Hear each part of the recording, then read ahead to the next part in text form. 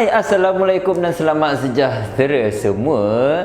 Terima kasih banyak-banyak awak masih lagi bersama eTution Free Learning Hub dan saya adalah Mr. Ahmad, tutor matematik awak untuk tingkatan 4 Silibus KSSM. Okey semua, so video kali ini apa yang kita akan buat? By the end of this video, sebenarnya apa yang kita akan belajar? Okey, so video sebelum ini pun kita masih lagi di dalam kebarangkalian peristiwa bergabung. Dan ini adalah video ketiga if I'm not mistaken. So kita masih lagi berada di topik 9 kebarangkalian peristiwa bergabung. Okay, so by the end of this class apa yang korang akan belajar? Okay, actually this is a very short video di mana saya nak terangkan teori-teori berkenaan dengan kebarangkalian peristiwa eksklusif, saling eksklusif dan juga bukan eksklusif.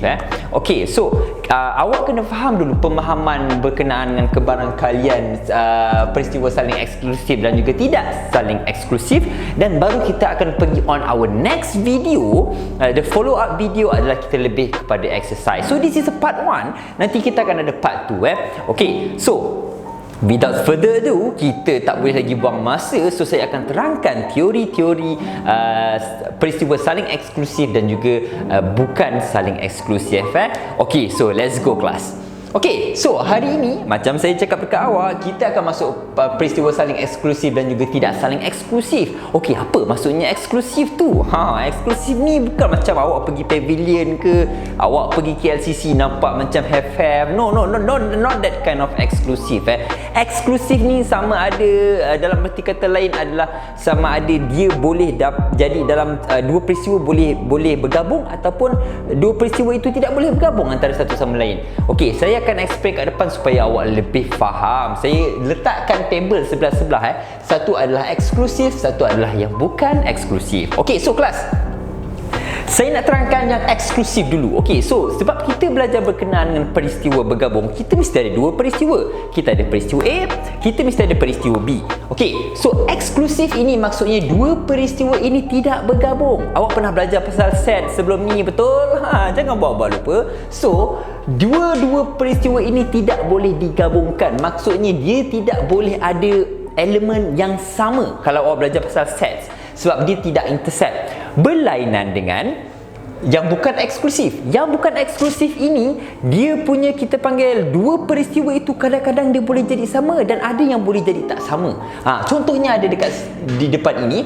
Okey, yang untuk bukan eksklusif kita ada dua set dan dia boleh intercept ataupun dia boleh bersilang antara satu sama lain. Itu adalah teori atau pemahaman asas berkenaan dengan peristiwa saling eksklusif dan juga bukan saling eksklusif. Okey, so untuk dua konsep ini, eksklusif dan juga bukan eksklusif, dia ada formula dia.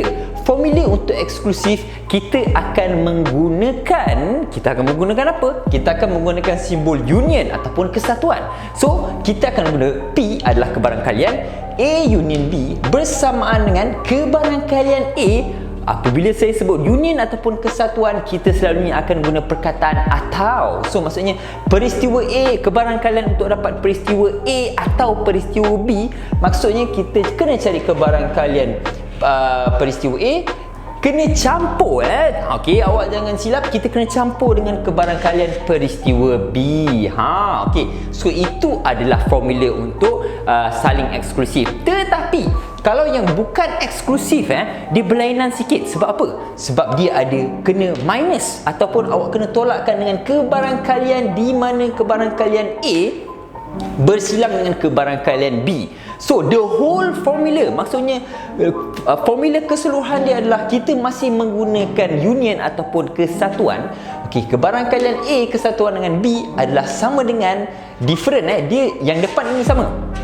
Awak kena cari kebarangkalian A, tambahkan dengan kebarangkalian B, tolakkan dengan kebarangkalian A intercept B. Okay, so dia totally different daripada yang eksklusif.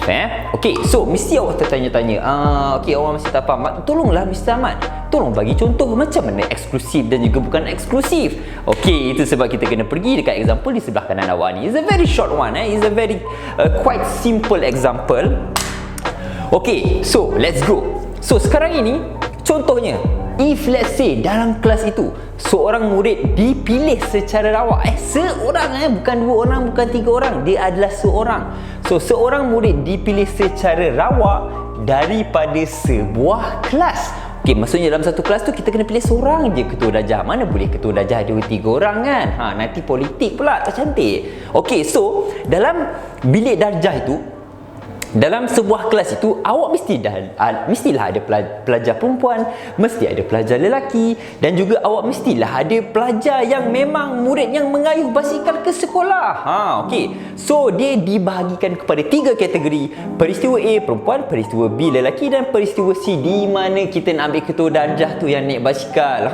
Sebab biasalah orang naik basikal ni dia selalunya dia rajin kan. Bukan orang yang macam naik kereta selalu dengan mak bapak kaya-kaya kan. Dia kayuh daripada rumah sampai ke sekolah. So dia ada tendensi untuk ada leadership dalam diri dia sebab dia naik basikal selalu. Okey, so kita dah ada ketiga-tiga peristiwa ini. So sekarang saya tanya awak, bukan saya, soalan. Tentukan peristiwa eksklusif atau tidak eksklusif. Okey, so sekarang ini kita pergi kepada soalan pertama, di mana soalan itu adalah tentukan peristiwa eksklusif atau tidak eksklusif apabila peristiwa A dan B. Peristiwa A dan B. Okey, kita senang cerita, saya adalah cikgu, saya nak pilih wakil pelajar untuk jadi ketua darjah itu sama ada dia perempuan dan lelaki. Maksudnya dia adalah seorang pelajar yang mempunyai 2 gender ataupun 2 jantina. Mustahil, betul. So maksudnya kalau mustahil, dia A dengan B ini tidak boleh digabungkan. Lelaki tak boleh jadi perempuan, perempuan tak boleh jadi lelaki, nanti kena laknat. So dia adalah peristiwa eksklusif. So kita tulis dekat sini, ini adalah peristiwa eksklusif. Okay, it's quite simple class Okay, next. Okay, so ini korang dah faham So sekarang ini kita pergi kepada soalan yang kedua, di mana kita perlu tahu sama ada peristiwa eksklusif atau tidak eksklusif untuk peristiwa A. Ketua darjah awak perempuan, dan juga C, dia menaiki basikal. Boleh ke tak boleh? Okay, so awak dah faham sekarang? Ketua darjah itu cikgu nak pilih dia adalah perempuan dan dia naik basikal juga. Kejap. Betul? D dan C Ini adalah dan jangan confuse. Ini adalah dan and dalam bahasa Melayu dia dah panggil and. Okey. So, kita boleh lihat dekat sini yang ketua darjah dia boleh jadi perempuan dan dia pun boleh naik basikal juga. So maksudnya dia boleh bergabung, betul? So dia mustahil kan? Dia mustahil pula. Dia boleh jadi peristiwa tu, betul? Dua ini boleh bergabung, maksudnya ini adalah peristiwa bukan eksklusif. Peristiwa tidak eksklusif. Macam ni eksklusif, macam ni.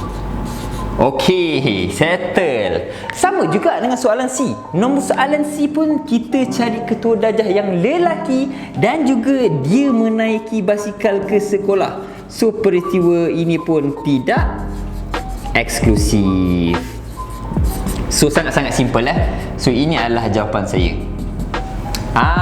So simple as that. So sekarang we are about to end the video. So awak dah nampak dah sebenarnya untuk awak tahu peristiwa itu saling eksklusif ataupun bukan saling eksklusif. Yang eksklusif maksudnya kalau awak ada dua peristiwa, dua-dua peristiwa ini tidak boleh bergabung. Maksudnya kalau dia lelaki lah, dia tak boleh jadi perempuan. Kalau dia perempuan lah, dia tak boleh jadi lelaki. So ini adalah eksklusif tu. So kalau peristiwa itu bukan eksklusif, maksudnya dia adalah, kalau dalam set adalah interception So maksudnya dia boleh jadi ketua darjah dan juga dia boleh naik basikal dalam satu masa yang sama. So itu adalah bukan saling eksklusif. Dan formula-formula ini awak kena ingat, kita akan pakai on our next video, the exercise of saling eksklusif dan juga bukan eksklusif. Okay, so guys, so we are about to end our video here. So I already explained all the theory on the exclusive and the non-exclusive.